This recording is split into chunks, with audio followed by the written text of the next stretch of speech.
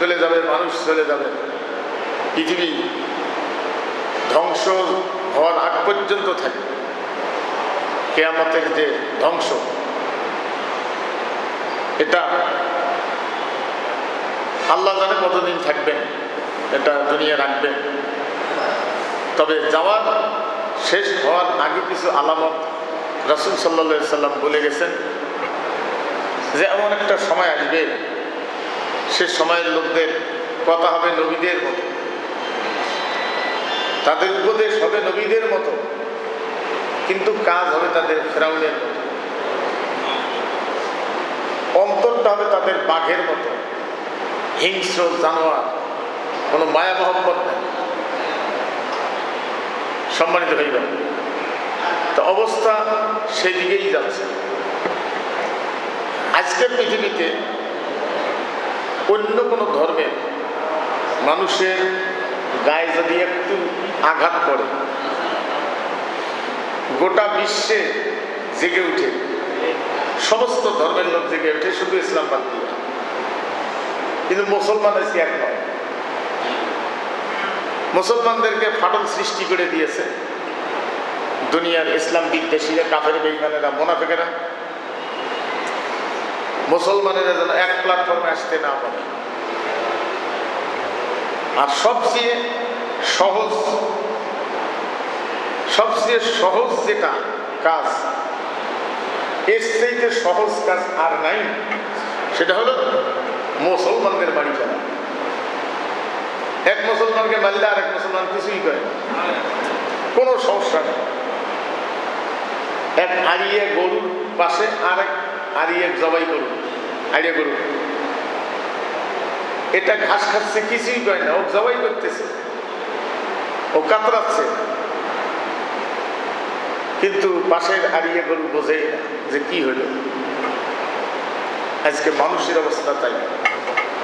সম্মানিত হইল, পৃথিবী কি হচ্ছে, মুসলমানদের অবস্থা কি? শুধু ইসরায়েল, আমাদের পার্শ্ববর্তী ভারত, ফেসবুকে দেখতেছি, ওরা আবার ফেসবুকে হাসুয়ে দিয়ে একটা মহিলাকে এমন চোট দিল, শেষ করে গেল, পুরুষটাকে মারি ফেলল, বাড়ি করা দিচ্ছে, মসজিদ রাখতেছে। ওই কেউ জাগে লাগলে তো কারো অন্তরে এই ব্যথাটাও লাগে না, জাগেই না, অল্প কিছু সংখ্যক মুসলমান বাদ দিয়ে। সম্মানিত হয়ে যায়।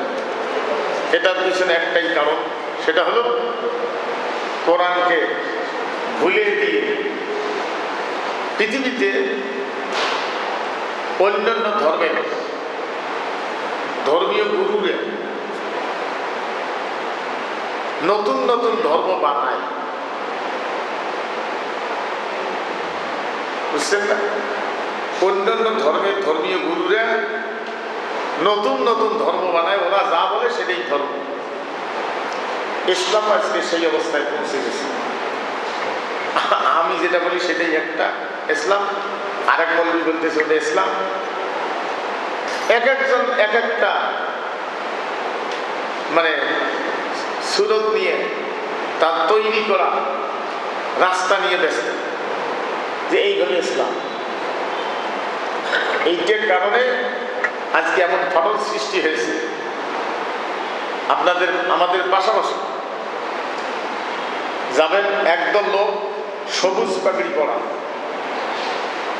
পাশেই আছে, বেশি দূর না, সৈয়দপুরে যাবেন, সবুজ পাগড়ি পরা। ওরা এমন এক ঘেয়ামি, অন্য লোক ওদের কাছে গিয়ে ওরা সালাম দিতে, ওরা দেখছেন কিনা অনেকে আপনি জানি না। আবার আনাদের কাছে আরেক রকম, অন্যখানে আছে একরকম। ইসলামটাকে শেষ করে ফেলেছে কিভাবে? মানুষকে কোরআন ভুলাই দিয়েছে। কোরআন ভুলে দিয়ে দেখেন, মৌলবীরা নিজেরা ব্যাখ্যাও জানে, কারো বাড়িতে গিয়ে কোরআন পড়া, কোরআন খতম করা, মানুষ মরে গেলে কোরআন খতম করা, এগুলা রাসূল সাল্লাল্লাহু আলাইহি ওয়াসাল্লামের জীবনে ছিল না, খোলাফায়ে রাশিদিনে ছিল না, সাহাবায়ে কেরামগণের যুগে ছিল না। তারা কোরআন পড়ত, বুঝিয়ে সমাজ রাষ্ট্রে মানার জন্য। আর আমরা আজকে কোরআন পড়ি সমাজ রাষ্ট্রে মানার জন্য নয়, সবের জন্য পড়িয়ে এই সব দিয়ে পার হওয়ার জন্য, মানার জন্য না। কি অবস্থাটা! সেই কারণে মুসলমান কোরআন গেছে ভুলি। দেখেন, ইহুদি আলেমেরা নবীজি আসার পূর্বে তৌরিতের আলেম, ইনজিলের আলেম যারা ছিল, এটা রসুলের গুণগান গাইতো। একদল লোক আসবে, তার আদর্শ এই হবে, তিনি আখিরি নবী হবেন। তা নবীজি আসার পরে 40 বছর যখন পার হয়ে 41-এর মাথায় দাওয়াত শুরু করলেন, তখন ওই যারা শুনতো ইহুদি আলেমদের কাছে যে এরকম লোক আসবে, ওরা ফিরে গিয়ে বলতো যে আপনারা দীর্ঘদিন যার কথা বলছিলেন এই লোকটা কি সেই লোক? তখন ওরা যদি বলে যে হ্যাঁ, তাহলে এদের লোক কমে যায়, এর পাওসাটা গোলাম কমে যায়, এর মুরিদ কমে যায়। সেই জন্য ওরা কায়দা করে ব্যাখ্যা করত যাতে মানুষ রাসূলের কাছে না যায়। সম্মানিত ভাইয়া, সেই জন্য কোরআনুল কারীমের আয়াত একটা নাজিল হয়েছে, ওয়ালা তাশতারু বিআয়াতি সামানান কলিলা। এটার অর্থ হলো দুনিয়ার লোভে, অর্থের লোভে, সম্পদের লোভে কোরআনের অপব্যাখ্যা করা যাবে না, মানে অপব্যাখ্যা। আর এটিকে না বুঝিয়ে আমরা বলতেছি কোরআন পড়ি পয়সা নেওয়া যায় না। ওটা তো পড়ারই সিস্টেম নেই, তারও যদি পড়ান তা লোকটার তো জীবনের একটা সময়ের দাম আছে, কোরআন পড়ি বলে পয়সা নেওয়া যায় না। শেষ পর্যন্ত এটা ফতোয়া শুরু করেছে, তা আমি পরেও পয়সা নেওয়া যায় না, আমিও কই যায় না। তার আমি পড়াবে সরকার, লোক নিয়োগ করবে সরকার। সরকারি দায়িত্বশীল ব্যক্তি নিযুক্ত না হওয়ার কারণে ব্রিটিশেরা মসজিদগুলি চলতে রাষ্ট্র তহবিল দিয়ে, মসজিদগুলিকে রাষ্ট্র তহবিল থেকে আউট করে দিয়ে মসজিদের কপাল দিয়েছে মুষ্টির চাউলের ঝোলা। সপ্তাহে একদিন মুষ্টির চাউল তোলা লাগবে মসজিদ চলার জন্য। এত বড় দুর্বল ঘর এটা, এত বড় ফকির মুষ্টির চাউল এক মুঠ করে থুবে। শুনতে তো ভালো দেখা যায়, মুষ্টির চাউল এটা ভালো জিনিস, কিন্তু হাদিস কোরআনের কোনো জায়গায় নেই এই সিস্টেমটা। কারণ ভিক্ষা করা ইসলাম নিকৃষ্ট জায়েজ করেছে, ভিক্ষাবৃত্তি করা, যেটা অপারগ হয়ে আপনি আর পারতেছেন না, মুসাফির, কোনো বুদ্ধি নেই চলার, খুঁজে বাঁচতেছেন না, তখন ওই সময়টুকুর জন্য আপনাকে বৈধতা দিয়েছে হাত পেতে জীবনটা কোন রকম বাঁচায় আসা। কিন্তু এটা আজীবন করবেন সম্মানিত হয়ে যাবে। এইখানে দেখেন পয়সার লোভে কি অপব্যাখ্যাটা করছে। সূরা কাহাফ আল্লাহ পাক বলছেন, মাইয়াহদিল্লাহু ফাহুয়াল মুহতাদ ওয়া মান ইউদ্লিল ফালান তাজিদ লাহু ওয়ালিয়াম মুরশিদা। এখানে আল্লাহ পাক বলছেন, তিনি যাকে পথভ্রষ্ট করেন, পথভ্রষ্ট করেন মানে আল্লাহ করেন, পথভ্রষ্ট হয়ে যা। তাফসীরের মধ্যে আছে যে নোংরা কাজ করার শক্তি আল্লাহ কেন দেয়, এটা আল্লাহ দেয় না, নিজে হয়। যেমন আপনি কোনো একটা পাথর, 10 মণ ওজনের পাথর একটা লোককে বলছেন, আপনার নিকটতম কোনো লোককে, অধীনস্থ কোনো লোককে, যে ওই পাথরটা তলতিতে যাইও না, নিষেধ। কিন্তু আপনার নিষেধ অপেক্ষা করে যখন ওইটা তুলতে যায়, তখন আপনি ওটাকে হেল্প করে ওর মাথা তুলে দেন, যা তুলতে যখন গেছিস আমার নিষেধ অমান্য করছিস। আল্লাহর নিষিদ্ধ পথে যদি চলতে চায় তাহলে দেয় শক্তি দেয় চল, কিন্তু সেটা যে নিষিদ্ধ পথ, জাহান্নামের পথ। এখানে কথাটি হলো যে কর্মের মধ্য দিয়ে একজন মানুষ যখন অন্যায় রাস্তা অবলম্বন করে, আল্লাহ তার হেদায়েতের রাস্তা বন্ধ করে দেয়। তুই যখন ওটা চলতে চাস, হেদায়েত না নিতে চাস, যা মাইয়া দিল্লাহ মুহতাদ। এইখানে আল্লাহ পাক বলছেন, আল্লাহ যাকে পথভ্রষ্ট করে,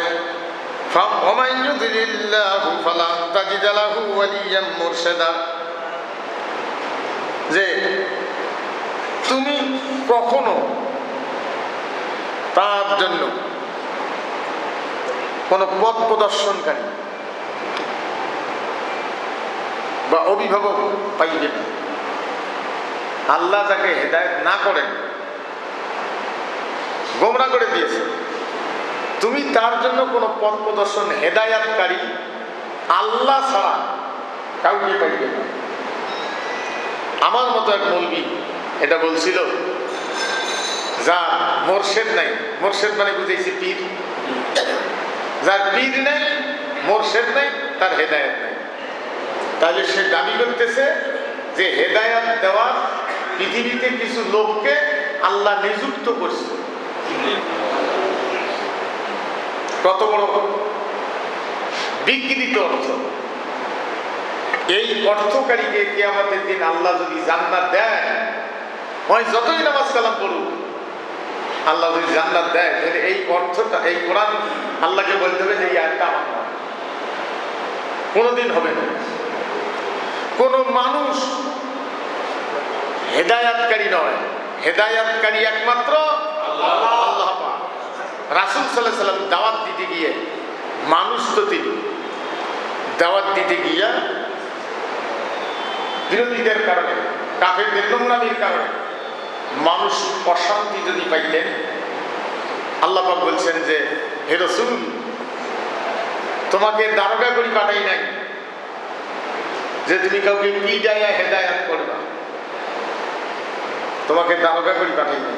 তাইলে বুঝে যায় নবী রাসূলগণ হেদায়েতের মালিক নয়, হেদায়েতের মালিক একমাত্র আল্লাহ। নবী রাসূলগণের দায়িত্ব হলো দাওয়াত দেওয়া। আমার নবীদের ওয়ারিস আমরা। এইরকম বিকৃত অর্থ কি করি করে, তার কলিজাও কাঁপে না। আহারে মানুষ, তাদের মাথায় আবার টুপিও আছে, তাইলে তারা দাবি করতেছে যে আমরা যদি হেদায়েত না দিই তাহলে তোমার হেদায়েত কপালে জুটবে না। এই আয়াতের অপব্যাখ্যা করেছে। কে করেছে আমি বলবো না, আপনারা খুঁজে নেন। কারণ আমি বলবো বুঝিয়ে, আপনারা বিরোধিতা করবেন না বুঝিয়ে। সব কথা তো খোলাখুলি বলা যাবে না, হয় বোঝেন না হয় না বোঝেন। আমরা গতদিন আলোচনায় ছিলাম যে মুমিনদের দিলে গুণ হবে, তার 2 নম্বর ছিল নামাজ, 3 নম্বর ছিল মানে হালাল পয়সা দিয়ে নিজে চলা, সংসার পরিচালনা করা, দান খয়রাত করা, যত কাজ আছে ইনকাম হতে হবে হালাল, ব্যয় হতে হবে হালাল। হালাল পয়সা হারাম পথে ব্যয় করবেন, এটারও জবাবদিহিতে আছে। এই জন্য আল্লাহ রাব্বুল আলামিন জানায় দিয়েছেন, ওয়া মিম্মা রাযাকনাহুম ইউনফিকুন। কিয়ামতের ময়দানে 5টি প্রশ্নের জবাব না দেওয়া পর্যন্ত কোনো মানুষ কদম তুলতে পারবে না। 1 নম্বর হলো হায়াতের জীবন কোন পথে, কোন আদর্শের পথে গত করেছে আজকে সেই হিসাব দাও। 1 নম্বর প্রশ্ন এটা, কোন আদর্শের পক্ষে গত করেছে আজকে সেই হিসাব দাও। পৃথিবীতে বহু আদর্শ আছে, আল্লাহর আদর্শ আছে, আরো মানুষের তৈরি করাও আদর্শ আছে। বাংলায় এটার নাম হলো আদর্শ, আরবি নাম হলো দিন। আদর্শের আরবি হলো দিন। দিন শব্দের অর্থ জীবন ব্যবস্থা। কোনখানে দিন মানে কিয়ামতের দিন, মালিক ইয়াউমিদ্দিন, এইখানে মানে দিন মানে কিয়ামতের দিন। আর ইন্নাদ দীনা ইনদাল্লাহিল ইসলাম, এই দিন মানে জীবন ব্যবস্থা। আল্লাহর কাছে, নিশ্চয়ই আল্লাহর কাছে পছন্দশীল জীবন ব্যবস্থা হলো ইসলাম। তাহলে পৃথিবীতে বহু দিন আছে, বহু আদর্শ আছে।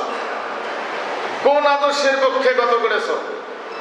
সেটা কি আল্লাহ, না আলহাজ আব্দুর রহমানের, না জরিনের, না সকিনের?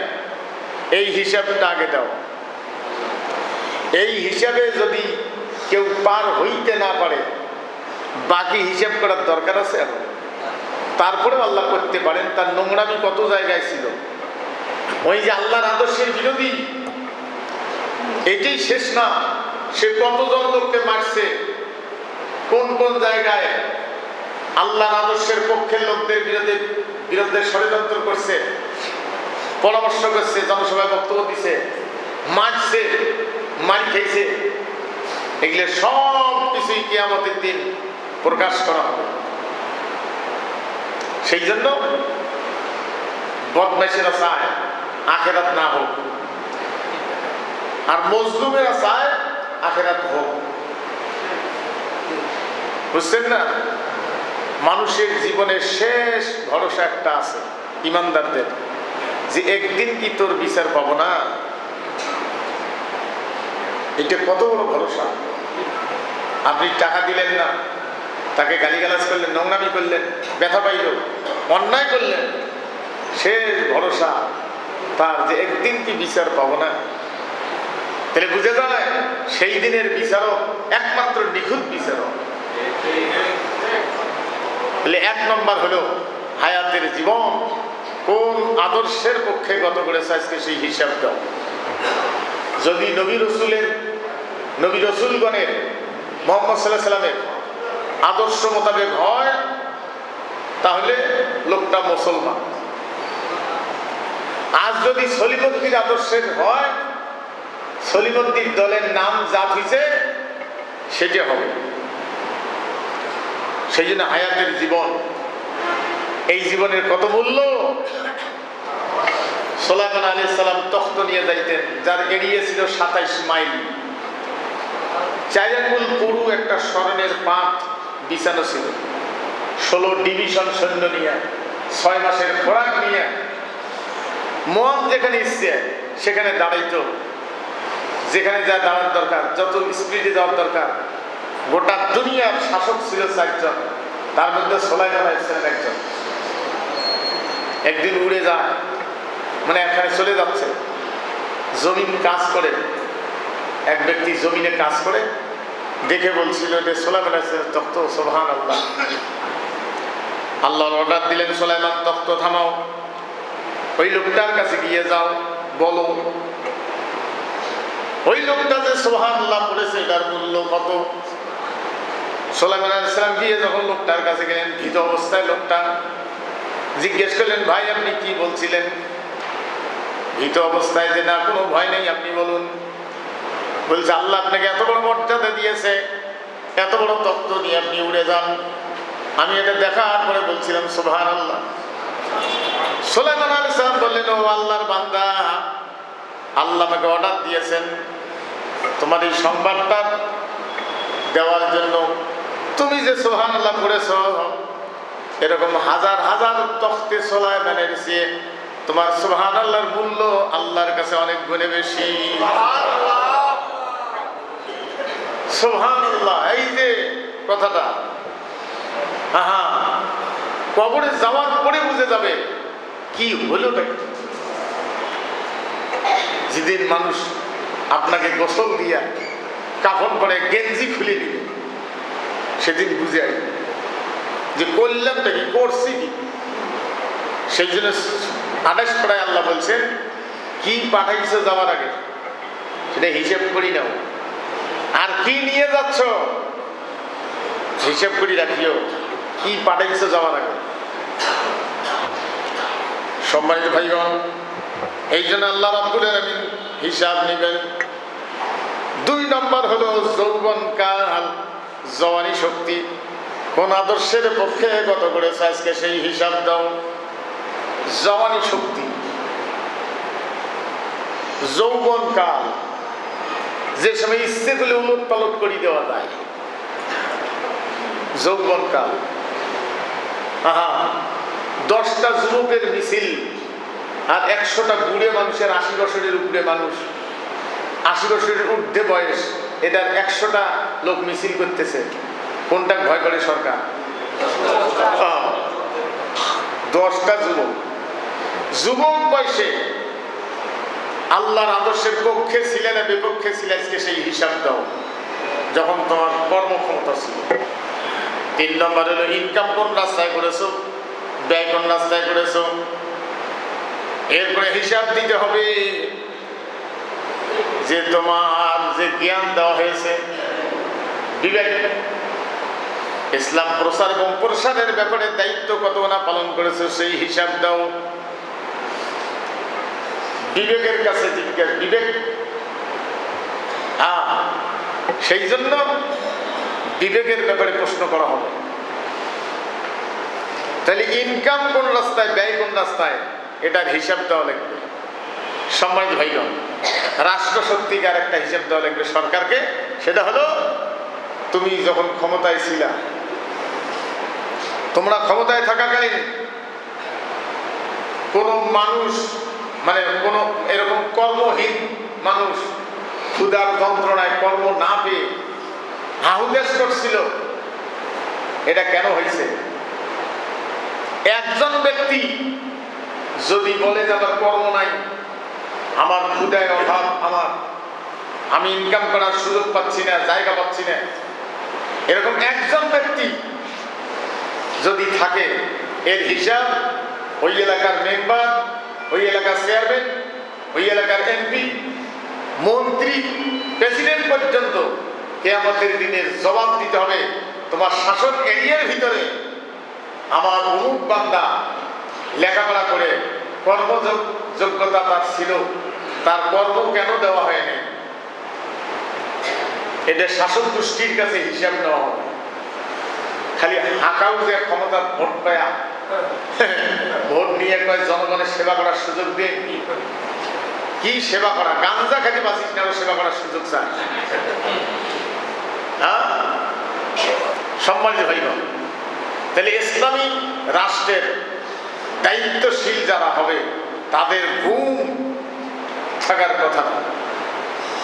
সেই জন্য খলিফাতুল মুসলিমিন আমিরুল মুমিনিন কবি বলছেন, ইসলাম সে তো পরশ মানিক, তারেকে পেয়েছে খুঁজি, পরশে তাহার সোনা হলো যারা, তাদেরই মোরা বুঝি। আজ বুঝি কেন বলিয়াছিলেন শেষ নবী পয়গম্বর, আমার পরে যদি নবী হতো কেউ, হতো সে এক উমর।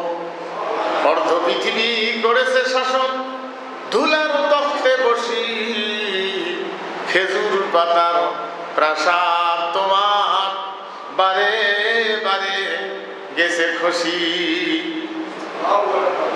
মুসলমান কারে করে?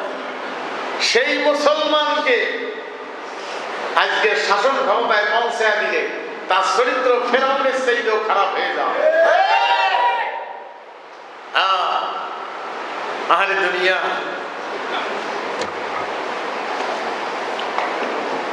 ঘুরে দেখতেন জনগণের অবস্থা কি, কে কোন অবস্থার ভিতরে আছে।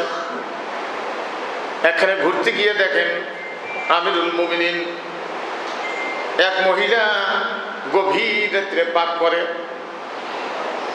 ছোট একটা তাবু টাকায়া, সিরে ছোট্ট একটা তাবু, আর 2টা বাচ্চা কাছে বসে মায়ের কাছে বলে, মার কতক্ষণ লাগবে, কতক্ষণে হবে? বাচ্চা 2টা কান্না করে, ছোট ছোট বাচ্চা। আমিরুল মুমিনিন জিজ্ঞেস করলেন, মা এত দেরি করে পাক করতেছো কেন? বাচ্চাদের কষ্ট হয়। মহিলা চিনতে পারেনি, বলছিল আমিরুল মুমিনিন, মহিলা চিনতে পারেনি, বলছে মুসাফির, তোমার যে কাজ সেই কাজে চলে যাও, আমার মনের ব্যথা জাগায় দেওয়ার জন্য এই কথা তুমি আর বলিও না। আমার সোনামানিকদের নিয়ে, কলিজের টুকরাদের নিয়ে 3 রাত 3 দিন পর্যন্ত খাইতে পারি নাই। আমার বাচ্চাদের ভুলাইবার জন্য, বুঝাবার জন্য খাইতে চায়, কোনো খাদ্য নাই। চুলের উপরে পাথর দিয়া পানি দিয়ে জাল দিচ্ছে আর বুঝাচ্ছি বাবারে একটু পরে হইলে খাবা। আমিরুল মুমিনিন শোনার পরে দৌড় মারছে বাইতুল মাল, যে দায়িত্বশীল ছিল তার কাছে গোডাউনের চাবি নিয়ে সেখান থেকে কিছু নিবে। ঘটনাটা ছিল আমিরুল মুমিনিনের এরিয়া, শাসন এরিয়া ছিল 12.5 লক্ষ বর্গ মাইল। এর বাইরে মুসলমানদের সাথে জেহাদ হচ্ছে। একজন কিষান দেওয়া মানুষ, কামলা দেওয়া মানুষ স্ত্রীর কাছে বলছি, স্ত্রী রে, জেহাদের ময়দানে না গেলে ঈমান থাকবে না। কুফরি শক্তির বিরুদ্ধে যদি কোথাও মারামারি লাগে, জীবনের মায়ায় যদি কেউ সেখান থেকে পালায়, তার মৃত্যু হবে মুনাফিকের মৃত্যু। আমরা মনে হয় কেউ পালাইনি। সম্মানিত ভাইগণ, কত লোক তার ছেলেকে বলছে বাবা এই দল করিও না, বাবা লেখাপড়া করো, ভালোভাবে হবো, চলবা। ছেলে কোরআনের পক্ষে যাওয়ার বাধা দিয়েছে। কত মুসলমান। সম্মানিত ভাইগণ, আমিরুল মুমিনিনের এরিয়ার বাইরে লোকটা বলছিল স্ত্রীরে, জিহাদের ময়দানে যাচ্ছি, এমন কিছু রেখে যেতে পারলাম না যেটা দিয়ে তুমি চলাফেরা করবে বাচ্চাদের নিয়ে। আমি তোমার কাছে উপদেশ দিচ্ছি, একটা উপদেশ জানায় যাচ্ছি। আমার যদি শহীদ হওয়ার খবরটা তোমার কানে পড়ে, যদি জানতে পারো, এখানে দেরি করিও না, বাচ্চাদের নিয়ে মদিনায় চলে যাবা। সেখানে কোরআন সুন্নাহর আইন প্রতিষ্ঠিত আছে। আমার বিশ্বাস সেখানে গেলে না খেয়া মরবা না, না খেয়া কষ্ট পাবা না। স্বামীর শহীদ হওয়ার খবর শুনে আমি ওই মহিলা বাচ্চাদের নিয়ে বাড়িঘর ছেড়ে উপস্থিত যেটুকু পাওয়া যায় পানি বা যেটুকু খাদ্য ছিল সঙ্গে নিয়ে রওনা দিয়েছে। এইভাবে চলতে চলতে মদিনার কাছাকাছি মরুভূমি, দিনের বেলা উত্তপ্ত গরম, রাত্রিবেলা বরফ। এটা মরুভূমির ধর্ম। দিনের বেলা গরমে থাকা যায় না, আর রাত্রিবেলা ঠান্ডায় কাতর হয়ে যাবে, বরফ পড়ে। সম্মানিত হয়ে গেল এই মহিলা কিছু কিছু এইভাবে পথ আগায়া, সঙ্গে যা খাদ্য ছিল শেষ হয়ে গেল। বাচ্চাদের নিয়ে মদিনার দিকে যায়। বাচ্চারা ক্ষুধার তাড়নায় কাতর হয়ে বলে, মা আমাদেরকে কোথায় নিয়ে যাও, আব্বা কোথায় গেছে কেন বলো না। বাচ্চাদের সামনে মা কাঁদে না, আড়ালে চোখের পানি মুছে, চোখের পানি চোখের মধ্যে শুকিয়ে না, আর বলে বাবারে সামনে গেলে খাদ্য পাওয়া যাবে। মদিনার উপকণ্ঠে গিয়ে রাত হয়েছে, রাত চলা যায় না, তাবু গাড়িয়ে অবস্থান করতেছে। বাচ্চারা আর ঘুমায় না ক্ষুধায়। মহিলা বাচ্চাদের বুঝাবার জন্য চুলের উপর পাথর দিয়ে পানি দিয়ে জাল দিচ্ছে আর বুঝাচ্ছে বাবারে একটু পরে হলে খাবা। কত মানুষ এই পৃথিবীতে অসুস্থ অবস্থায় বাংলাদেশে। সম্মানিত ভাই, আমিরুল মুমিনিন এই কথা শুনে গিয়ে দৌড়ে দিয়ে কিছু মাল, রুটি, তরকারি পাক করার মতো খড়ি খের যা লাগে এইগুলো বস্তা প্যাকেট করে বলছে রাষ্ট্রের কর্মচারী, তার দেহ মানে যারা ছিল, তার সঙ্গে যারা চলতো, ওদেরকে বলছে আমার পিঠে উঠায় দাও। ওরা বলছে না আমরা কর্মচারী, আমাদের কাজ। আমিরুল মুমিনিন বলছে না, কিয়ামতের দিন যেহেতু হিসাবের বোঝা আমার, এটা আমার পিঠে উঠায়া দাও। ভ্রমণে বাহিরিয়া তুমি দেখিতে পাইলে দূরে, মাইরি ঘিরিয়া ক্ষুধাতুর দুটি শিশু সকরুণ সুরে, কাঁদিতেছে আর দুঃখিনী মাতা ছেলেরে ভুলাতে হায়, উনানে শূন্য হাড়ি চড়াইয়া কাঁদিয়া আকুলে চায়। খবর শুনিয়া কাঁদিতে কাঁদিতে ছুটে গেলে মদিনাতে, বাইতুল মাল হইতে ঘৃত আটা নিজ হাতে, চলিলে সব চাপাইয়া দাও বলিলে সব চাপাইয়া দাও আমার পিঠের পরে, আমি লইয়া যাব বহিয়া এসব দুঃখিনী মায়ের ঘরে। কত লোক আসি চাহিল আপনি বহিতে তোমার বোঝা, বলিলে বন্ধু আমার এ ভাত আমি বহিব সোজা। রোজ কিয়ামতে বলো আমার কে বহিবে পাপের ভার, মম অপরাধে ক্ষুদায় শিশুরা কাঁদিয়াছে আজি তার। প্রাচিত্য করিব আপনি চলিলে নিশীত রাতে, পৃষ্ঠে বহিয়া খাদ্যের বোঝা দুঃখিনী রাঙ্গিনাতে। আমিরুল মুমিনিন সেখানে গিয়া উপস্থিত এক মুষ্টি খেজুর বাচ্চাদের এবং বাচ্চাদের মায়ের হাতে দিলেন। তারা খেজুর কামড়াচ্ছে ক্ষুদায়। নিজে রুটি তৈরি করে তরকারি পাকায়া প্রেসিডেন্ট, নিজে রুটি পাকায়া তরকারি পাকায়া মহিলাকে খাইতে দিয়ে কর্মচারীর সামনে ইতিম বাচ্চা দুইটি উড়ুড়ু করে বসায় নিলেন প্রেসিডেন্ট। নিজের কোলের মধ্যে বসাই নিয়া রুটি চিড়ে চিড়ে তরকারি মাখায়া বাচ্চাদের মুখে দেয়। এর নাম হলো আল্লাহর আদর্শের পক্ষের শাসক, এর নাম মুসলমান। আমিরুল মুমিনিন যখন তরকারি মাখে বাচ্চাদের রুটি খাওয়া হয়, মায়ের মনটা ভরিয়ে গিয়েছে। মহিলা দেখতেছে, বলতেছে এই দেশের প্রেসিডেন্ট শুনছিলাম আমিরুল মুমিনিন, আমিরুল মুমিনিন না হয়ে আপনারে হওয়া দরকার ছিল। মহিলা দেখতেছে তার দাড়ি বয়া বয়া চোখের পানি পড়ে। আমিরুল মুমিনিন বলছে মা আগামীকাল আসিও, আমি রাজদরবারে থাকবো, তোমার ব্যবস্থা করে দিব। পরের দিন মহিলা গিয়ে দেখে হাই রে আমিরুল মুমিনিন সেই লোকটাই তো হয়, এই লোকটাই তো হয় যে লোকটাকে মুসাফির বলেছি, এত কষ্ট করেছে।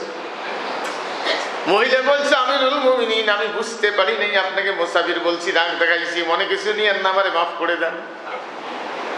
আমিরুল মুমিনিন বলছে মা আমার কাছে কেন উল্টা মাফ চাও, কি কারণে তুমি মাফ চাও? আমার শাশুড়ির ভিতরে তুমি যে 3 দিন 3 রাত বাচ্চাদের না খাইয়াছিলে, আমি খোঁজ নিতে দেরি করেছি, এই কারণে তুমি আমারে মাফ করে দিও। আল্লাহর দরবারে আমার বিরুদ্ধে কোনো নালিশ দিও না। ইসলাম সে তো পরশ মালিক, তারেকে পেয়েছে খুঁজি, পরশে তাহার শোনা হলো যারা, তাদেরই মোরা বুঝি। আজ বুঝি কেন বলিয়াছিলেন শেষ নবী পয়গম্বর, আমার পরে যদি নবী হতো কেউ হতো সে এক উমর। অর্ধ পৃথিবী করেছে শাসন ধুলার তক্তে বসি, খেজুর পাতার প্রাসাদ তোমার বারে বারে গেছে খুশি। সম্মানিত ভাইগণ ভালো করে বুঝে নেন, আমি যখন ছোট কেবলই হাফেজ হই, ভোটার লিস্টে কেবল নামটা উঠছে। আমার বাড়ি নাগেশ্বরী, ভুরুঙ্গা বাড়ি, 2 মিলে একটা আসন বাড়ি আমার নাগেশ্বরী, জন্মবাড়ি, এখন তো এখানে। আমার সেন্টারে ভুরুঙ্গা বাড়িতে একজন দাঁড়াইতো কুমরুদ্দিন প্রিন্সিপাল, দাঁড়িপাল্লা ইলেকশন করতো। তা লোকটাকে আমি তখনও দেখিনি, পরে একদিন দেখছিলাম, অনেক পরে।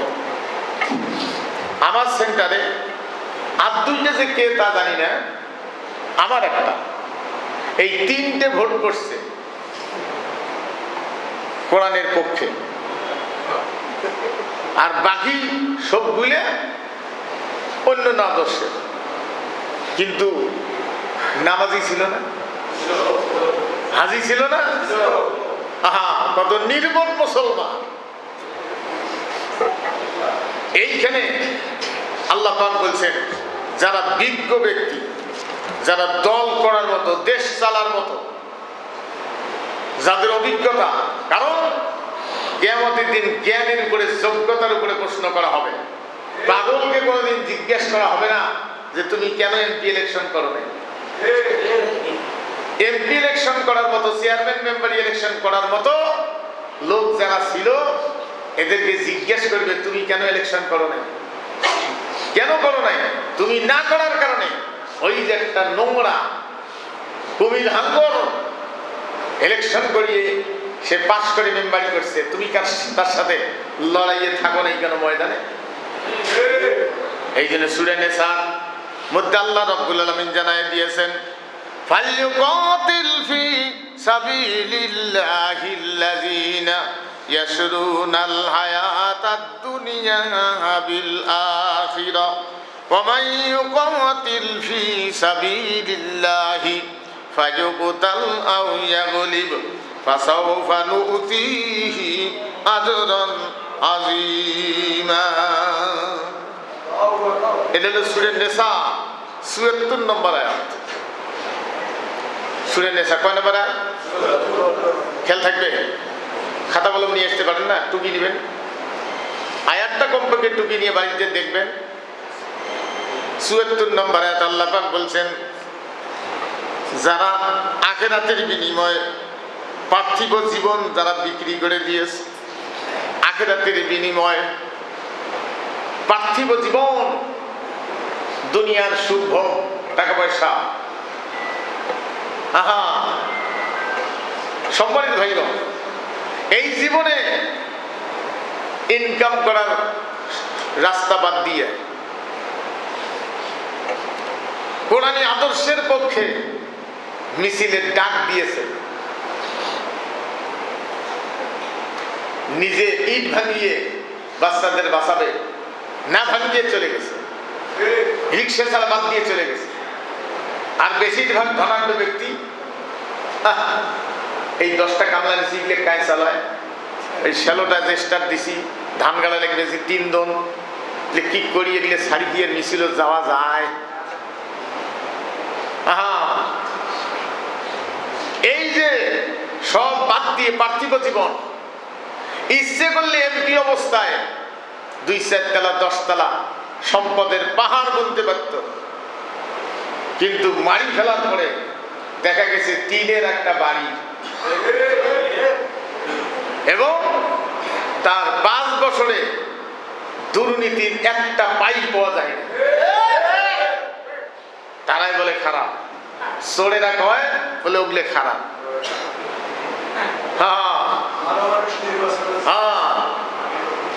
সম্মানিত ভাইগণ, এই যে পার্থিব জীবন বিক্রি করে দিয়ে আখিরাতকে ঠিক রাখতে গিয়ে নিজের সুখ ভোগ বাদ দিয়ে আপনার রাষ্ট্রের পয়সা দিয়ে আপনার স্ত্রীকে রাষ্ট্রের টায়ার খরচ, ড্রাইভার খরচ করিয়ে আপনার স্ত্রী নিয়ে শ্বশুর বাড়ি যদি একদিন যান, যে তেল গোনা খরচ করছেন, কিয়ামতের দিন কঠিন জবাব দিতে আছে যে তুই রাষ্ট্রের টাকা দিয়ে শ্বশুর বাড়ি গেছিস তেল খরচ করি। আর আমিরুল মুমিনিন রাষ্ট্রের কাজ করতেছে ল্যাম্পো লাগায়, তখন তো ল্যাম্পো প্রদীপ লাগায় কাজ করতে গিয়ে একটা লোক আসছে, কাজ করা শেষ করি বাতিগুনে লিবি দিয়ে বলছে ভাই কি বলেন? বলছে আপনার সাথে কথা বলার জন্য আসছি, এতক্ষণ বাতিটা লেখা ছিল, জ্বলা ছিল প্রদীপটা, আপনি এখন এটা নিভাই দিলেন, আমার সঙ্গে কথা বলতেছেন অন্ধকারে, কারণ বুঝতে পারলাম না। আমিরুল মুমিনিন বলছে রাষ্ট্রের কাজ করতে গিয়া রাষ্ট্রের তেল দিয়া কাজটা করেছি, তোমার সাথে কথা বলতে গিয়ে ব্যক্তিগত কথা, এটা রাষ্ট্রের তেল দিয়া আলো জ্বালায়া করা যাবে না। এর নাম ইসলাম। এই শিক্ষা দিতে গিয়ে একটা বাচ্চাকে প্রথম আপনাদের আরো বলছিলাম যে উদুইলা সাবিল রাব্বিকা বিল হিকমা, এইটা বহু প্রকার ব্যাখ্যা আছে, কিয়ামত পর্যন্ত ব্যাখ্যা করে শেষ করা যাবে না। ছোটবেলায় ছোট ছোট বাচ্চারা সুরের পাগল থাকে, সুরের থাকে না, সুরের পাগল, সুরের পাগলে সেই জন্য ছোট ছোট বাচ্চাদের তৈরি করতে গিয়ে একটা দল ছিল ফুলপুরি, ওটার পরিচালক ছিল আবার। বাচ্চারা জানেন না যে এটার পরিচালককে, তাই ফির বয়স্ক মানুষ, ওর দায়িত্ব হলো ওটা। ছোট ছোট বাচ্চারা সুরের পাগল, সেই জন্য এমন সুন্দর সঙ্গীত, এমন সুন্দর গান, ইসলামী গান, রসুলের উপরে নাচ, হামদ, এগুলো দিয়ে ওদেরকে আল্লাহর কথা স্মরণ করায় দেওয়া হতো। অন্ধ গাহে না শুধু তোমারই গুণগান, বুঝেও বোঝে না তব শান, তুমি রহমান তুমি মেহেরবান। কখনো তোমারে যদি ভুলি, হেদায়াতের আলো দিয়ে নিয় কাছে তুলি, ঠাই দিও প্রিয়তম ওগো দয়াবান, তুমি রহমান তুমি মেহেরবান। সম্মানিত ভাইগণ, কবি দাঁত, তার কবিতার বইগুলো এখন পাওয়া যায় না। আব্বার কাছে একটা ছিল, আমরা পরে বইটা আমি সংগ্রহ করে পাইনি। আমি ছিলাম দূরে, বইগুলো পরে কি হয়েছে, আব্বা মারা যাওয়ার পরে ওইখানে কবি দাঁতের একটা কবিতা ছিল, কোন উপহারে তোরে পুজিব হে, কি উপহার দিয়ে তোমাকে আমি উপহার দেব, পুজিব হে, নাহি খুঁজিও রে, আমি খুঁজেও সেটা পাই না, চোখ কান নাক এই বডি সব কিছু নিয়ামত তুমি আমাকে দান করেছো, কোন উপহারে তোমাকে আমি সেবা করব, কোন উপহারে তোরে পুজিব হে, নাহি খুঁজিও রে, নিজে গুণে ক্ষম দাসে হে এলাহি, নিজ গুণে আমাকে ক্ষমা করে দাও, তোমার নিয়ামতের শুকরিয়া আদায় করে শেষ করা আমার সম্ভব না।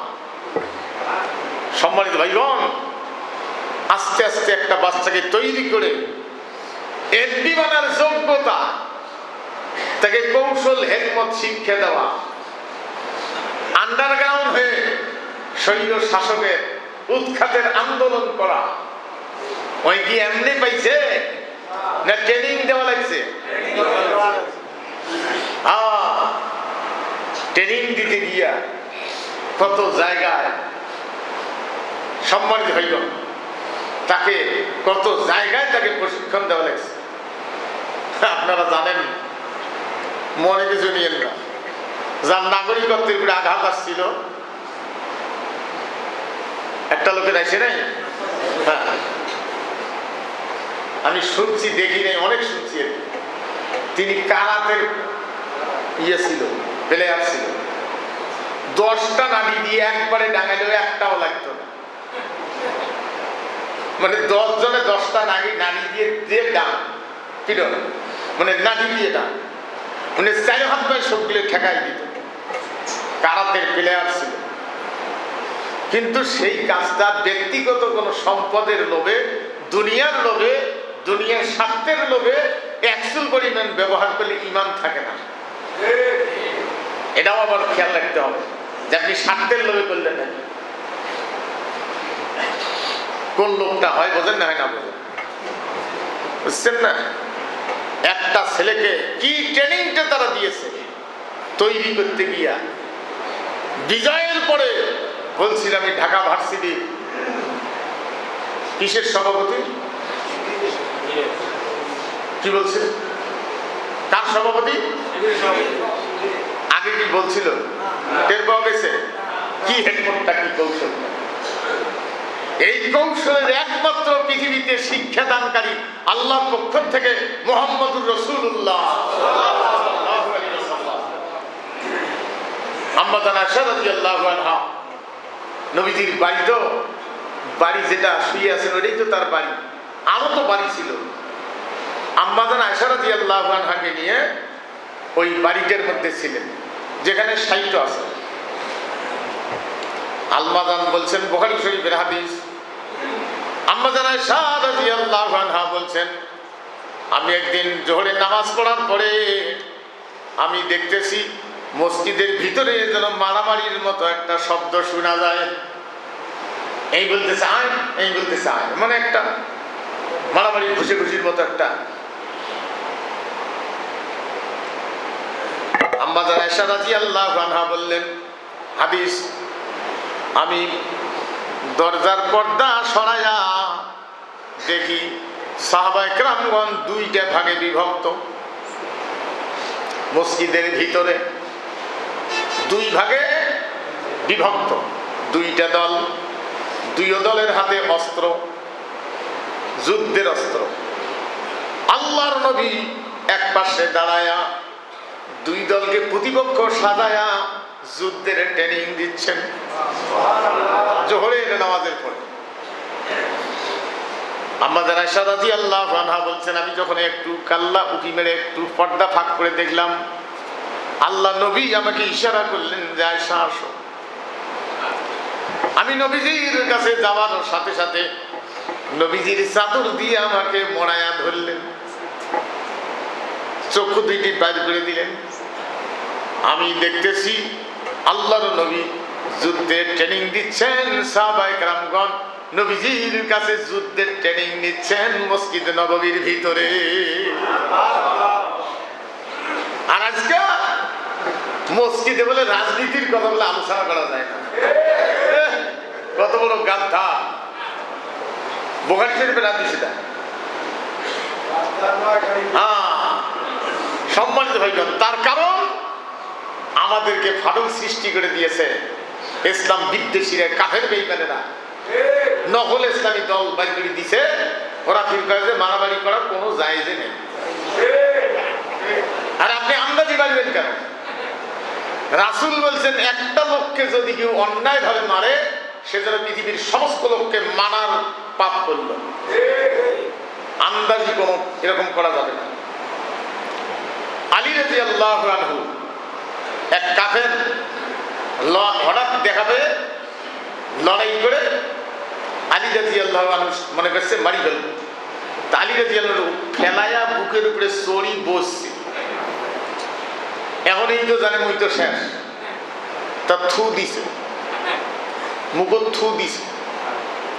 আলী রাদিয়াল্লাহু আনহু সরে গেলেন সঙ্গে সঙ্গে, যে এখন যদি তোমাকে মারি আর কিয়ামতের দিন যদি প্রশ্ন হয় যে থু দেওয়ার কারণে গায়ের রাগে মারছ, এই জন্য তোমাকে ছেড়ে দিলাম, যদি থু না দিতে রেহাই পাইতা না। নিজের স্বার্থের বিনিময় করা যাবে না। তাহলে একটা বাচ্চাকে ট্রেনিং দিয়ে আখিরাতের স্ত্রী বিবাহ, মানে বিবাহ করার যে একটা পৃথিবীতে স্বাদ গন্ধ, সেগুলোকে বিক্রি করে দিয়েছে। আহা, যুবক বয়স বিবাহ করবে, পৃথিবীর জীবন কত আনন্দের, সেগুলো বিক্রি করে দিয়ে শরীর শাসকরা পাইলে মারে, নিয়ে যান আঙ্গুলে শিপিয়ে গুড়ি দেয়, জীবন্ত মারি ফেলে। আর সেগুলো সব সাপ গন্ধ বাদ দিয়ে শুধুমাত্র আল্লাহর আদর্শের জন্য বাতিলের বিরুদ্ধে ময়দানে থাকা। আহা, সম্মানিত ভাইগণ, ভালো করে বুঝে নেন। এই জন্য আল্লাহ পাক বলছেন, যারা আখিরাতের বিনিময় পার্থিব জীবন যারা বিক্রি করে দিয়েছে, আল্লাহ বলছেন তারা আল্লাহর পথে যুদ্ধ করুক, লড়াইয়ের ময়দানে থাক।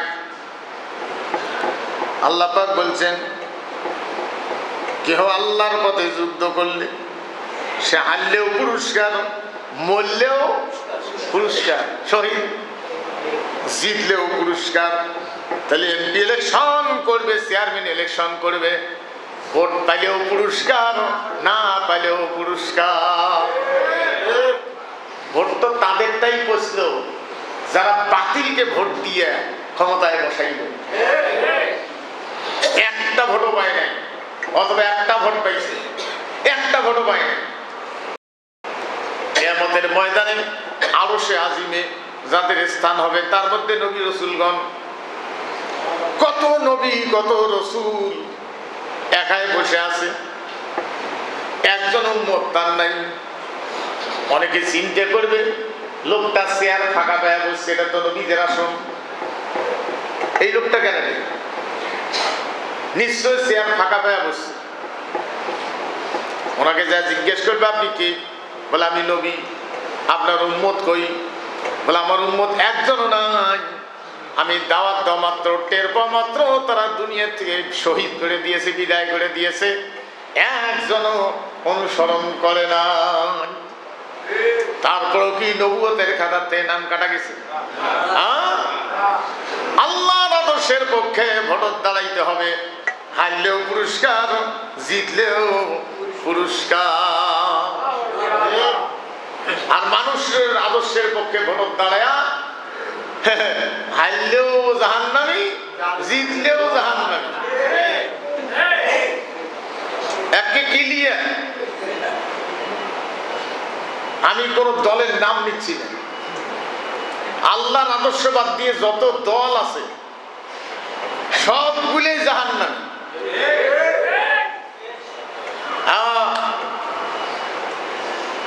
আর কয়দিন বাঁচবো? কেউ কেউ ভ্যাগ ভ্যাগে ফতোয়া দিতে পারেন,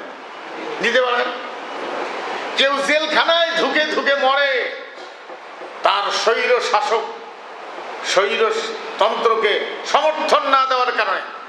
আর কেউ টাকার লোভে কয় যে আপনি বেহেশতি মহিলা, তার কত সুখ। আরে সম্মানিত ভাইগণ, এই জন্য কোরআনুল কারীম পড়তে এবং বুঝতে হয়। না বুঝিয়ে পড়বেন না, ফতোয়া দিচ্ছেন আপনি, না বুঝিয়েও পড়েন। না বুঝিয়ে পড়তে পড়তে অবস্থা কেমন হয়ে গেল। আরে দুই লোক তেল কিনে কিনছে, 3 খান এহান করে নিছে, আর এখন টানি সিঁড়িয়ে ভাগ করে ধরিয়ে এখন কম হয়েছে, এখন বেশি হয়েছে।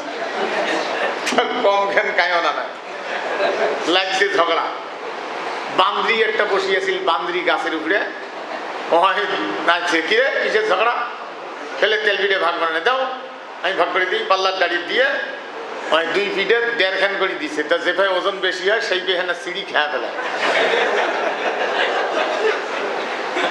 ফিরে পায় ওজন বেশি হয় না, ফিরে পায় না সিঁড়ি খেয়া ফেলে। যাই কয় বলে এটা কি কাণ্ড, কথা বেশ না, আমি ভাগ করে দিচ্ছি না, তারপরে চুপ করায়। বুঝছেন না? এমন করতে করতে পিঠে শেষ। কি হয়েছে বলে একটা কথা কথা পারবি না। এই ভাগ, এই যে ছোট্ট হেনা আসলে এক পাশে যে এটা থুয়ে লাভ, ও নাও খাইছে। হাসিনা কি খানটা খাইছে, হ্যাঁ পিঠে ভাগ করে দিস। আরে দুনিয়া, সম্মানিত ভাইগণ, এর নাম দুনিয়া। হ্যাঁ, আমি বাড়িতে গেছিলাম অনেকদিন আগে, তখন ফ্যামিলি ওখানে, যিনি মারা গেল আমার স্ত্রী। বাপ মারা যাওয়ার ব্যথা কেমন এটা বুঝছি, মা মারা যাওয়ার ব্যথা কেমন এটাও অনুভব করেছি। স্ত্রী মারা যাওয়ার ব্যথা এটা অনুভব, এটা আর এক ব্যথা।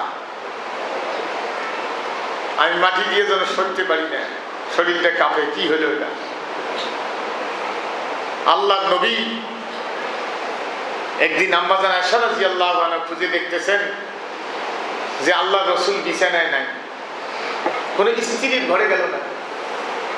খুঁজে দেখে যে ঘরে এক কন্যারে শেষ রাত্রে তাহাজ্জুদ পড়ি দোয়া করতেছে, আল্লাহ আমি যেন কিয়ামতের ময়দানে তোমার খাদিজারে, আমার খাদিজারে যেন ভুলে না যাই। দুর্দিনের স্ত্রী আম্মাজান খাদিজা রাদিয়াল্লাহু আনহা একদিন স্বপ্নে দেখতেছেন যে এইভাবে আসলের কোষ পাচ্ছে, আকাশের চাঁদ আসিয়ে ওই কোষের মধ্যে এরকম কোষাত, মহিলাদের আসল দিয়ে কোষ পাতে না, যে এরকম বানায়, ঢোঙ্গা বানায়, এক এক আঞ্চলিক ভাষায় একটা, আমরা কই কোষ, সেই কোষ পাতাইছে। তখন চাচাতো ভাই একটা ছিল ইনজিলের আলেম, তৌরিতের আলেম না ইনজিলের আলেম, তার কাছে গেছিল, জানিয়ে স্বপ্ন পাইছি। বলছে খাদিজা, এমন এক সময় আসবে তুমি আকাশের চাঁদ কোথায় পাবা। বিবাহের পরে চাচা তো ভাইটা ডাক দিয়ে বলছে খাদিজা পাইছো? কিন্তু সেই সময় বলছে যে খাদিজা, সেই চাঁদটা তার জন্মস্থানে থাকতে পারবে না। আরে দুনিয়া, নবীজি দোয়া করতেছেন আল্লাহ খাদিজাকে যেন ভুলে না যায়। আমাদের আয়েশা রাদিয়াল্লাহু আনহা পাশে দাঁড়া বলছে নবীজি আপনার ঘরে কুমারী স্ত্রীও আছে, তিনি আপনি তারপরেও বুড়িদের কথা ভুলতে পারেন না। আল্লাহ রসুল চোখের বেড়ে ছেড়ে দিয়ে বলছেন আয়েশা রে, কারি তুমি বুড়ি বললা? আরেকবার বলিও না, কারণ তাকে বুড়ি বললে আমার কষ্ট হয়। যে সময় তোমরা ছিলে না সেই সময় জীবন সম্পদ সবকিছুই দিয়া আমি নবীর পাশে সে ছিল। তোমরা তোমার সুদিনের স্ত্রী। আহা সম্মানিত ভাইগণ, এটার ব্যথা অনুভব করা যায় না, কঠিন কষ্ট হয়। সম্মানিত ভাইগণ, তাইলে আখিরাতের বিনিময় দুনিয়া যে বিক্রি করে দিয়েছে, তার কি সন্তান হয় নাই? বাজার করে নাই? ব্যবসা করে নাই? চাকরি করেছে, ব্যবসা করেছে, কিন্তু এটা দুনিয়ার কারণে করতে হবে। কিন্তু তার যখন ডাক এসেছে কোন জায়গায়, 1 সেকেন্ড দেরি করেনি। আমি আমার ওই স্ত্রী খড়ির কথা বলছিল, একটা গাছ কেটে, সোনাইলের গাছ একটা এত বড় মোটা কেটে দিয়েছে। 3 মাস পরে গিয়ে দেখি 10টা বাজেছে গোড়া দিয়েছি, এই মোটা মোটা কাটছি, একটা হয়েছে 10টা, কাটে দিয়েছিলাম। আরো 3 মাস পরে যা দেখি হয়েছে এবার 20টা। কাটছি একটা হয়েছে 10টা, কাটছি 10টা হয়েছে 20টা। হাসিনা মনে করেছে যে একটা মৌলিক মারিয়ে 2-4টে নেতা মারিয়ে বুঝি কোরআনী আন্দোলন বুঝি দমন করা যাবে। কোনদিন না। এক নেজামিক মারছে, এক সাইদিক মারছে, 1000 নেজামি সাইদি গাজাইছে। আহা, হাজার হাজার লোক কোরআনী শাসন চায় এখন। এটা কতক্ষণ টিকবে জানি না, কিন্তু চাচ্ছে তো। সম্মানিত হয়ে না, পার্থিব জীবন তারা বিক্রি করে দিয়েছে দুনিয়ার সুখ ভোগের জন্য নয়।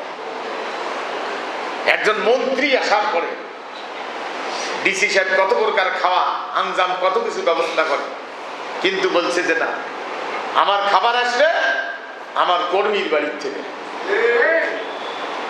টেবিল গাড়ির থেকে ছোট ছোট মাছ ভাজা, একটু ডাইল মসুরের, আর একটু ভাত। দিনাজপুরের ডিসি সাহেব বলছিল এরকম মন্ত্রী যদি বাংলাদেশে আর কিছু থাকতো, বাংলাদেশ পৃথিবীর মধ্যে উন্নত হয়ে যেত। তাদের বাড়ি ওইভাবে রেখে গেছে, কিন্তু আর বাকিগুলো বাড়ি বাইরে করবে না, দেশত করবে না, কি করবে হুঁশ পায় না। টাকা চোর করি আরো বাহাদুরি, চুরি করে বাইরে গেছি, সত্যি থাক।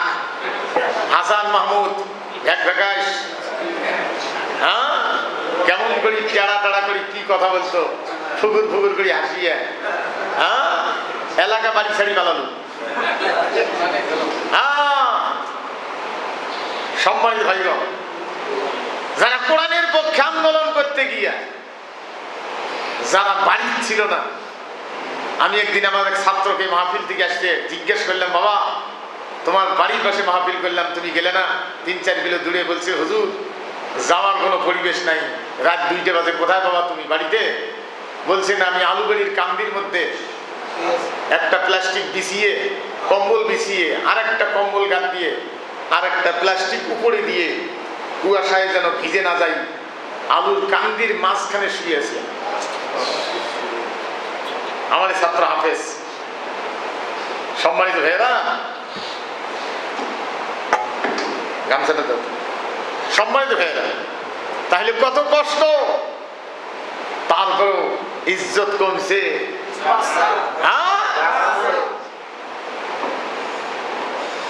সম্মানিত ভাইরা, আমরা যারা নামাজ পড়ি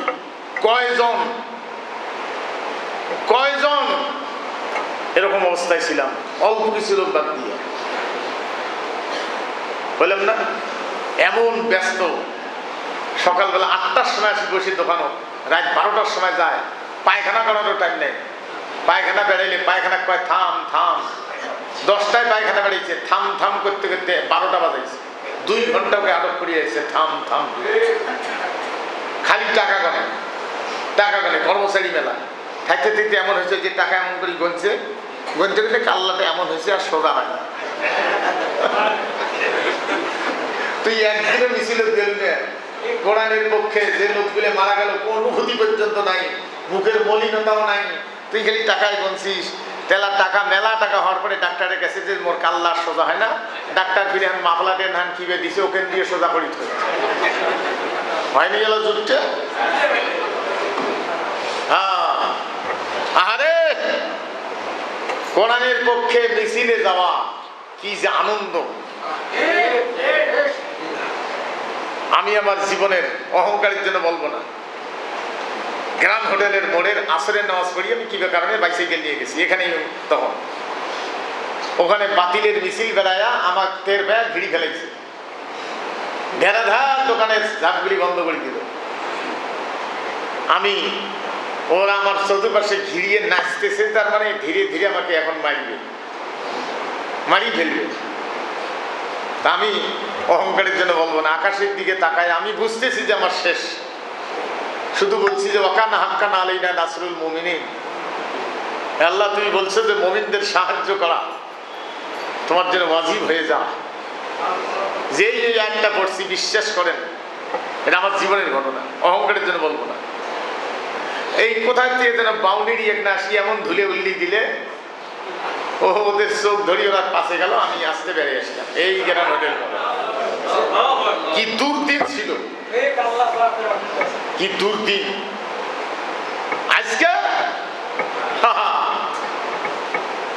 সম্মানিত ভাইগণ, মনসুর নামে একজন ছেলে ছিল, নাগেশ্বরী বাড়ি, রায়গঞ্জ কারমাইকেলে পড়তো। এই পাঠানপাড়ায় নতুন ছিল মনসুর, ওকে এই বুলেটলের এখানে মারি ফেলছে শিবির করার কারণে। দেউতির একজন ছিল ফর্সা করে, এই যে আপনার এই গণেশপুরে ছিল, জাহাজ কোম্পানির মাসছে, তারা জীবন দিয়ে রক্ত দিয়ে আজ তাদের কত ভাই চলে গেছে, উশৃঙ্খলতা করে নাই, জানে কোনো একদিন আল্লাহ সুযোগ দিবে। আজকে কোন নেতা কয় লাখ টাকা দিয়েছ? আজকে ডাক্তার শফিকুর রহমান, তার তুললে দরকার ছিল না, 2100 কর্মচারী তার। আজকে হিন্দুর বাচ্চাকে বলে নিয়ে হিন্দু মানুষ মারা গিয়ে ওখানে আসছিল, সব জায়গায় এলে কার টাকা, উনি কি ওনার ব্যক্তিগত টাকা দেন? সবগুলো যারা এমন দেন আপনাদের পকেটের টাকা। জিজ্ঞেস করছিল সেই জন্য ইসলামী ব্যাংক বলে এদের টাকা বলে উগায়, বিভিন্ন দেশ থেকে বলে আনি দেয়, সেই জন্য ইসলামী ব্যাংকে আসিয়ে ওরাই দায়িত্ব নিয়ে ইসলামী ব্যাংক খায়া শেষ করে দিয়েছিল। তারপরে আল্লাহ টিকি রেখেছে। কই তোমরা ক্ষমতা নেওয়ার পরে তো একটা টাকা বিদেশ থেকে আনছে, তার প্রমাণ বার করতে পারো নাই। কামলা দিয়ে খায়, দিন আনা দিন খাওয়া মানুষ, তাইও মাস শেষে না হলেও 50টা টাকা দেয় যে না কোরআনের পক্ষে আমাকে দিতে হবে। গোটা দেশে আছে হাজার হাজার লক্ষ লক্ষ, আর বাকি যত রাজনৈতিক দল আছে সব কর্মচারী কর্মী সবগুলো নেতা, এরা খালি খায়, এরা তো দেয় না, এরা খালি খায়। জোরে বলে সুবহানাল্লাহ। সেই জন্য খাউড়ে পার্টির বিরুদ্ধে বলাতে ওরা ফির খেপি যায়, আমার খাউড়ে পার্টি কে খবর নাই, তোমরা খান না? নেতা সাজিয়ে অবৈধ বসে খাওয়ার জন্য কত ব্যস্ত, কত দলের নেতা, আমি বলবো না নাম, কত দলের নেতা নিজের কর্মীর ভয়ে রাজ্যদাসী বাড়ি ভিড়ি মারি ফেলায় নাকি, সেই জন্য বাড়ির থাকে না নেতা। নিজের কর্মীর ভয়ে, নাম বলবো না, হয় বোঝেন না হয় না বোঝেন, বাড়ি এসে না অতি মানুষের বাড়িতে আছে। সেই জন্য কোরআন বুঝতে হবে। কোরআন না বোঝার কারণে আমার মতো বলবি, দেখেন কি আশ্চর্য, কার আইন চলে চলুক, শিখলে কোনো ব্যথা নেই, বেদনা নেই। মৌলবি এক একটা করে দল বিভক্ত হয়ে ওরা এক একজন দাবি করতেছে হক পথের পথিক, তুই হক পথের পথিক। সম্মানিত ভাইগণ, সেই জন্য মুমিনের 3 নম্বর গুণ হবে হালাল রিজিক থেকে ব্যয় করা। হারাম রিজিক, হারাম কামাই করে বাচ্চা কাচ্চার লেখাপড়া করা, সেটাও জাহান্নামের রাস্তা খরিদ করা। হারাম পয়সা দিয়ে বাড়ি ঘর করা, জাহান্নামের রাস্তা খরিদ করা। অবৈধ পয়সা দিয়ে কেউ যদি 20 তলা বাড়ি করে, এই বিল্ডিংটা কিয়ামতের দিন আস্তকে থাকবে, জাহান্নামের মধ্যে ওদের ঢুকি দিয়ে গোটাল বিল্ডিংটা আগুন হবে। এলা থাকলা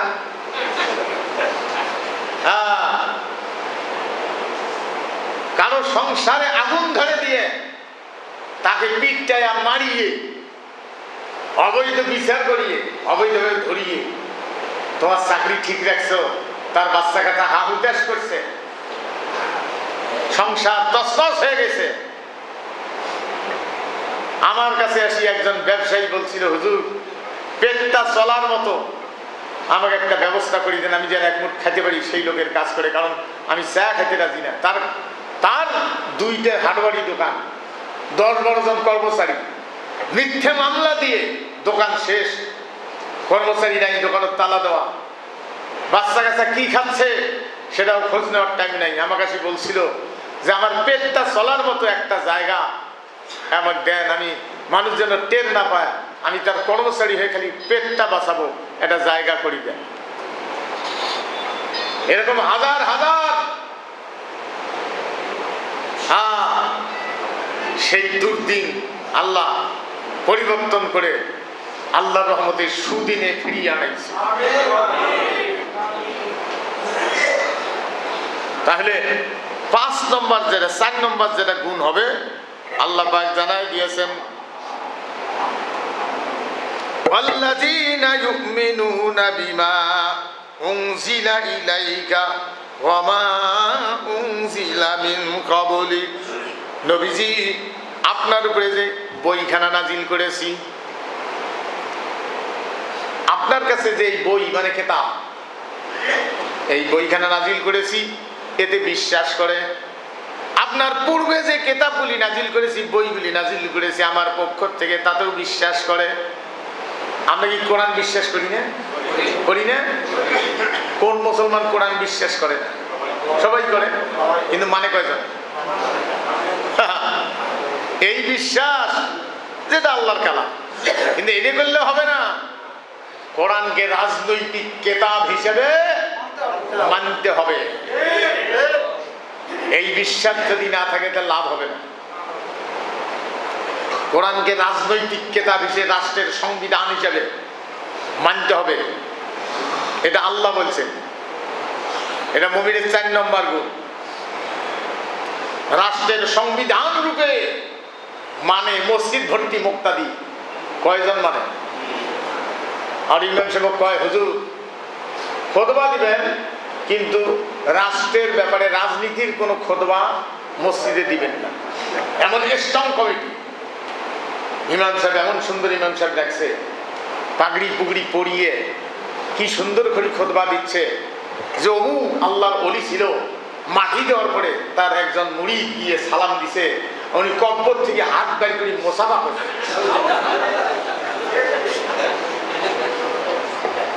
কে গিয়ে খুতবা দেয় না? তাদের খুতবায় কোন কোনো কোরআন হাদিস নাই।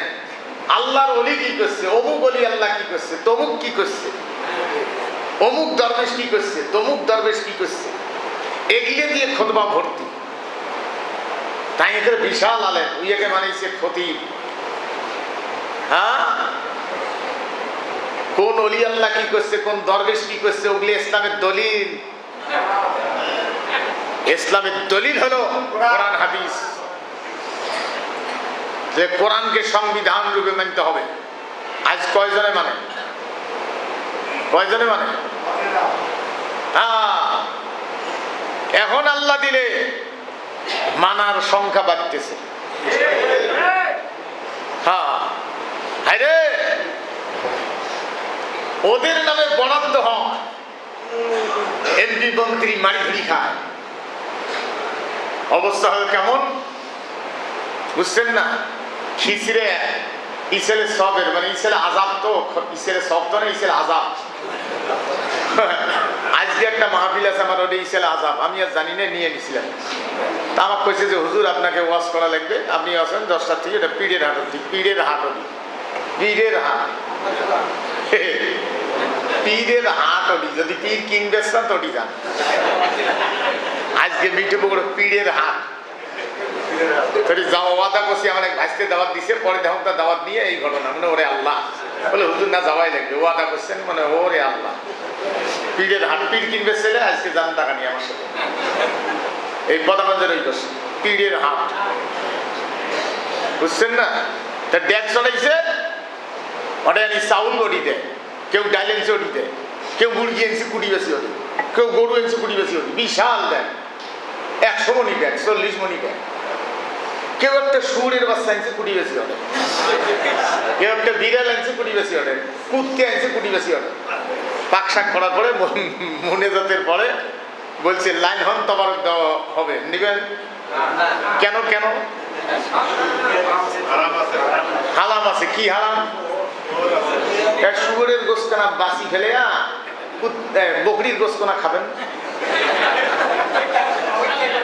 খাবেন কেন? ইসলাম ক্ষমতায় না থাকার কারণে বাংলাদেশের অর্থনীতি মদের ট্যাক্স সেখানে জমে, দেহ ব্যবসার লাইসেন্সের ট্যাক্স জমে, হারাম হালাল কালা টাকা সাদা করার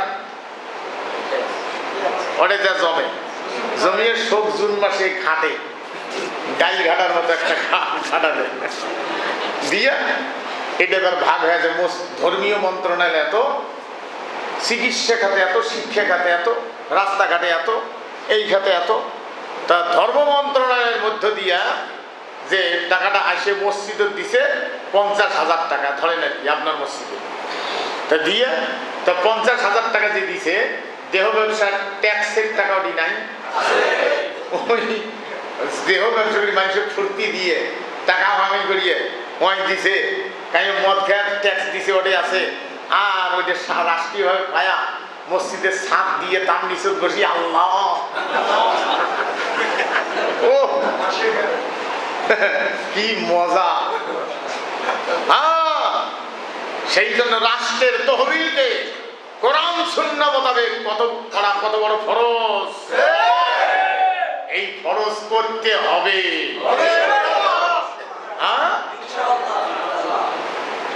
মদের ট্যাক্স, মদের লাইসেন্স দেওয়া ট্যাক্স, এটা কত বড় হারাম কাজ। মদ খাওয়া তো দূরের কথা, মদের ট্যাক্স, দেহ ব্যবসার ট্যাক্স, লাইসেন্সের ট্যাক্স, ইলেবার লাইসেন্সের ট্যাক্সের ভিন্নতা কিছু আছে, অতগুলো ব্যাখ্যা আমি এখন টাইম নেই। এখন এগুলো নিয়ে রাষ্ট্র তহবিলে দিচ্ছে। আপনার ওখান থেকে ওখানে নিয়ে মসজিদ বানান নাই কেউ? আপনার এলাকার নেন নাই? নেন নাই? তারপরে ওইটা টাকা দিয়ে যে মেডিকেলের ইঞ্জেকশন ঔষধ কিনে দিছে, ওটা দিয়ে আপনাকে একটা ইঞ্জেকশন পড়েছে, একটা ট্যাবলেট দিছে, মেডিকেল থেকে একটা হলেও দিছে, ওটি কি এখন ইয়ে ট্যাক্স নাই? অল্প না ইয়ে চলে আছে না? আপনি তো নিয়ে খায় ফেলেছেন। ও ঘিরে নেও না গেল না, তাহলে অন্য চিমটি ফেলে দিয়ে খাওয়ার পার নেই। ট্যাবলেটের যে দেহ ব্যবসার ট্যাক্সের টাকা আছে, ওখানে চিমটি ফেলে দিয়ে বাইকনা খেলে নেই। আপনাকে সেই জন্য বুঝতে হবে। এই জন্য যে মসজিদে কোরআন হাদিসের স্পষ্ট খুতবা দেয় না, আমি হিংসা করি বলতেছি না, সেই মসজিদে নামাজ পড়বেন না। ইমাম সাহেবকে বলবেন খুতবা আপনি কোরআন হাদিস থেকে দেন। ওগুলো কেসা কাহিনী, কোন মৌলভী কি করছে, কোন দরবেশ কি করছে, ওগুলো দিয়ে খুতবা দেন না, এগুলো দিয়ে নামাজ হবে না। আপনারা নামাজের পরে একটু বসবেন। আমি আমার একদিকে স্ত্রী মারা গেছে, আমার সন্তানদের বলছিলাম, ওরা অনেকটা প্রথমে বোঝে নেয়, মৃত্যুর পরে ওরা কান্দে। তার দুই ছেলে দুইটে জুতে ওর মায়ের উপহার দিছি, যে এটা পূজের জন্য নয়, সেজদা দিবেন তা নয়, বরকতের জন্য নয়, মায়ের কথা মনে বললে জুতে দুইটা শোকেসে রাখিও, এগুলি দেখিও যে তোমার মা এগুলি পাই দিছে। তিনজন তিনটে জামা দিছি, যে যখন তোমার মায়ের কথা স্মরণ হবে সেরেক করিও না, বলে সঙ্গী দেখিও মায়ের ঘ্রাণটা কেমন, এটা তোমার তখন কিছুটা অনুভব হবে। সম্মানিত ভাইয়েরা, যাদের মা আছে এখনো বোঝেন নাই, ইফতারির সময় মনে পড়লে খাওয়া যায় না, যে মা জিলেপি এইভাবে খাইতো, আরে আজকে আমি এখন একাই জিলেপি খাই, মন চায় না। সম্মানিত ভাইগণ, নামাজের পরে বসবেন। আমি অনেক খোঁজ নিয়েছি, আমি ব্যস্ততার কারণে শুনছিলাম, শোনা কথা ক্লিয়ার তদন্তে যাইতে পারিনি। রাষ্ট্রীয়ভাবে দিলে এটা নাকি দেওয়া কিছুটা আমেরিকার কারণে কিছুটা বাধাগ্রস্ত হয়ে যায়, আর ওখানে কিছু ভেজাল দল সাজছে, ওরা ফিরে দিলে ব্যানার দিয়ে যে আমরা ওখানকার পৌঁছে দেওয়ার দায়িত্বশীল নিয়ে খা খেলায় মুসলমানদের ভিতরে এমন শুরু হয়েছে। তা আমি নির্ভরযোগ্য একটা লোক ডাকছিলাম, আছে এখানে আমার দুলে ভাই আবু শামা, ইসলামী ব্যাংকের ম্যানেজার এখানে ছিল, আসছে না? হ্যাঁ হ্যাঁ, এনাকে আমরা নামাজের পরে টাকাটা দিব। এই টাকাটা নিয়ে ব্যাংকের মাধ্যমে, উনি কোন মাধ্যমে পাঠায়, মাধ্যম আমাদের ঠিক আছে, ওখানে আমরা টাকাটা পৌঁছে দিব। আপনার একটু থাকবেন, যাদের থাকার সময় আছে নামাজের পরে ওনার টাকাটা দিব।